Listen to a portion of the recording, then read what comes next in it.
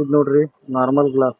Normal ಅಂದ್ರೆ ಗೋರ್ಲೆ glass ಅಂತಿದ್ದಿಲ್ಲ. ಫಸ್ಟ್ ಆಂಡ್ರಾಯ್ಡ್ ಮೊಬೈಲ್ ಸ್ಟಾರ್ಟ್ ಆದಾಗ ಬರೋ ಗ್ಲಾಸ್ ವೈಟ್ ಗ್ಲಾಸ್ ಇದು. ಇದಾದ್ಮೇಲೆ ಇದು 11D ಗ್ಲಾಸ್. ಆಲ್ಮೋಸ್ಟ್ ರೋಡ್ ಸೈಡ್ದವ್ರು ಯೂಸ್ ಮಾಡೋ ಗ್ಲಾಸ್ ಇದೆ.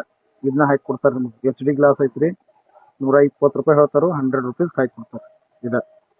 ಆಮೇಲೆ ಇದಾದ್ಮೇಲೆ ಇದೊಂದು ಗ್ಲಾಸ್ ಬರ್ತೈತಿ, ಅನ್ಬ್ರೇಕೇಬಲ್ ಗ್ಲಾಸ್ ಅಂತ ಬರ್ತೈತಿ. ಇದು ಕರ್ವ್ ಮೊಬೈಲ್ ಬರ್ತಾವೆ, ಎಡ್ಜ್ ಮೊಬೈಲ್ಗೆ ಹಾಕೋ ಗ್ಲಾಸ್. ಮ್ಯಾಟ್ ಫಿನಿಶ ಕ್ಲಿಯರ್ ಎರಡೂ ಬರ್ತಾವೆ ಇದ್ರೊಳಗೆ. ಇದೊಂದು. ಆಮೇಲೆ the king of the gorilla glass ಅಂದ್ರೆ HD ಪ್ಲಸ್.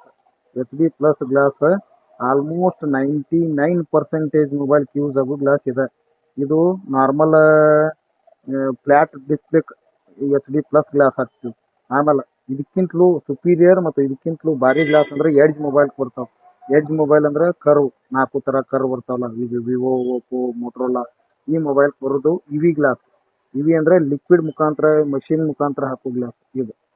ಇದು ಇವಿ ಗ್ಲಾಸ್ ಬರುತ್ತೆ. ಇದು ಇವಿ ಲಿಕ್ವಿಡ್ ಅದ ನೋಡ್ರಿ, ಇದು ಇವಿ ಲಿಕ್ವಿಡ್, ಇದು ಲ್ಯಾಂಪ ಇದು ಬರ್ತದೆ.